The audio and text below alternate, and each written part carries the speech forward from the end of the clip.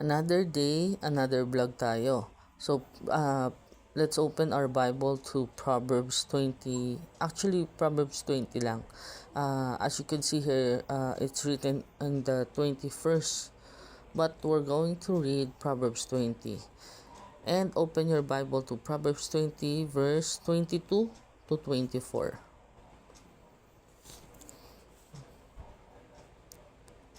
Okay? So, let's proceed. Don't ever say, I'll pay them back for what they did to me. Huwag mong sasabihin na gagantihan ko sila sa mga ginawa nila sa akin. Wait for the Lord to make things right. Hintayin mo ang Panginoon upang ayusin ang lahat.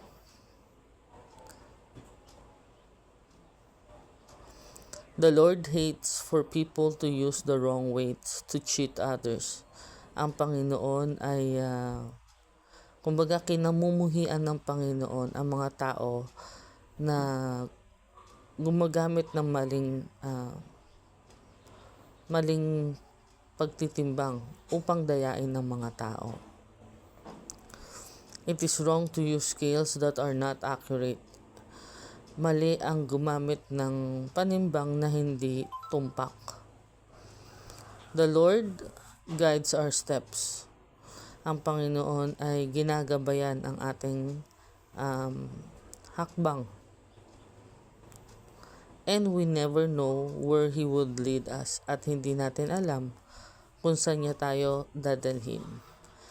Itong verse na ito ay hindi naman sobrang haba, no? Pinakita na sa akin ni Papa God na kailangan kong sabihin to.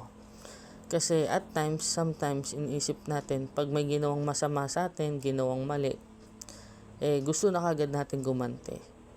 Pag halimbawa, ano-ano ba yung mga maling ginagawa sa atin? Iba-iba, no? Sa anak mo, halimbawa, hinahatid mo sa school. Tapos, tuwing susunduin mo, umiiyak, o may galos, o may tama, ano. Siyempre, naiinis yung magulang, yung nanay, o yung tatay, no. O kahit kung sino sumusundo na lang. Pag nakikita nila yung bata na may sugat, or may dalos, or may galos, di ba? Iniisip nila na sinasaktan yung apo nila, o yung anak nila. So, minsan nakakapag-isip tayo na inis na inis talaga ako doon sa bata na yun. Parang yun na lang yung lagi ko nakikita na sinasaktan yung anak ko. Parang gano'n. O nakakukuha ko, tuwing sinusundo ko yung anak ko, may masakit, may sinusumbong, may iniinda. Pero kahit anong mangyari, sabi nga, don't ever say, I'll pay them back. 'Di ba? Sabi, kahit anong gawin sa iyo na masama, no? Ano-ano pa ba yung pwedeng magawa sa atin na masama, no? Halimbawa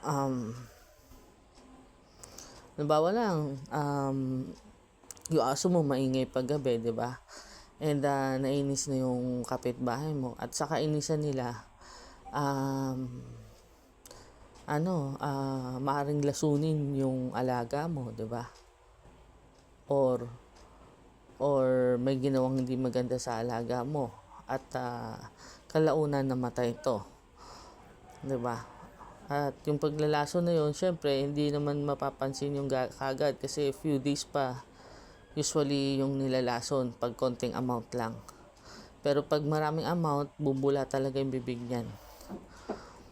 Pero different things, like naalala nyo yung namatay dun sa milk tea.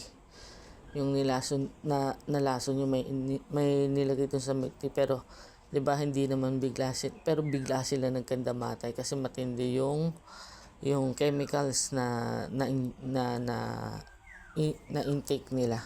Kahit yung may-ari namatay doon eh. So with that, ingat po, no. So kahit anong gawin sa ating masama, diba? Kahit lasunin pa yung alaga mo, yung pinaka bantay mo sa bahay, kahit na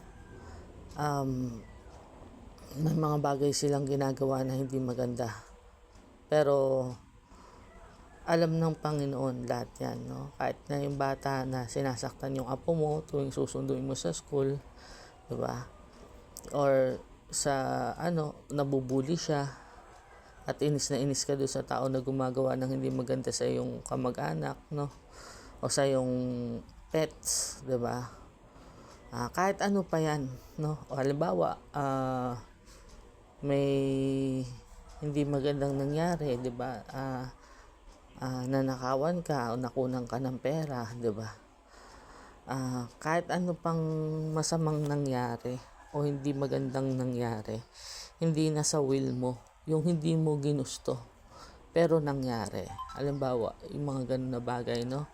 Or kinunan ka ng halimbawa sa restaurant, 'di ba? Sa restaurant, usually may stocks kayo diyan, 'di ba? May mga tissue, may mga soft drinks, may mga karne.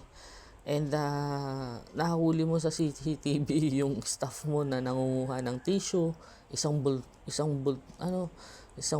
ng tissue, yung buo talaga, tapos isang incan ng buong soft drinks nyo, 'di ba? Or beer nyo, or karne, no? Na bigla na lang pinuslit niya kung kailan wala yung manager or anyone, no?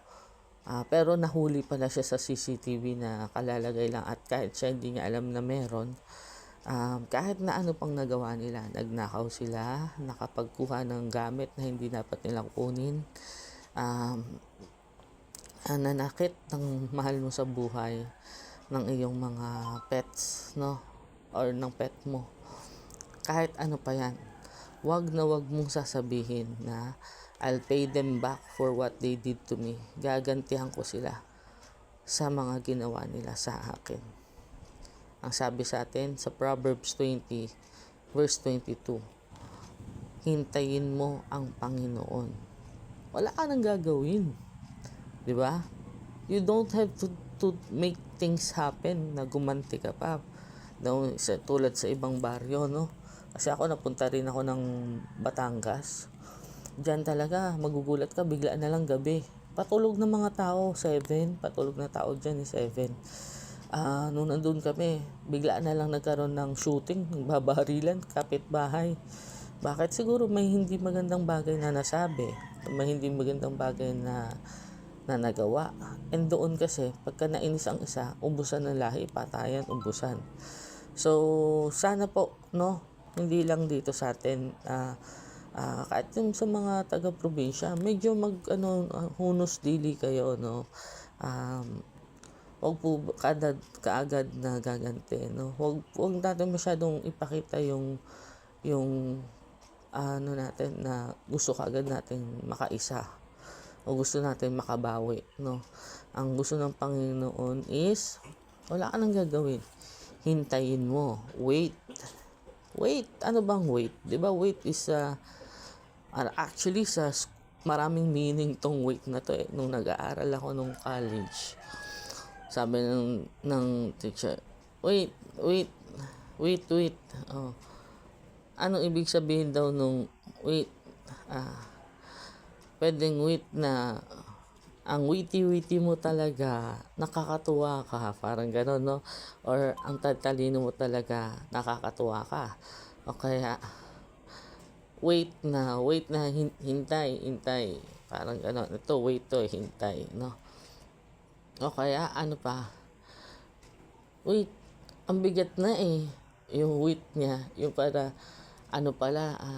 saglit kasi mabigat na, parang gano'n. So maraming meaning ng wait na depende sa accent mo kung paano mo siya bibigkasin o sasabihin, no? Ay, by the way, medyo mababa yung boses ko, masakit yung lalamunan ko.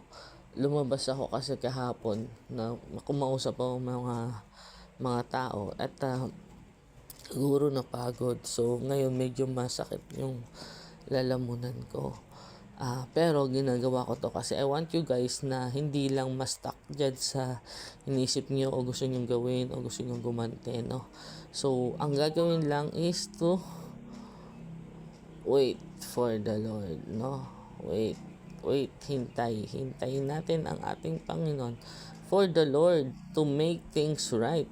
Hintayin mo ang Panginoon para ayusin o gawin ang mga bagay, ang lahat ng bagay. Siya na bahala.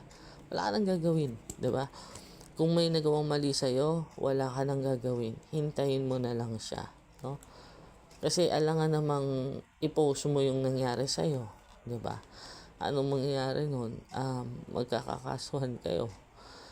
Makikita, madadala yung bata sa barangay. At makita na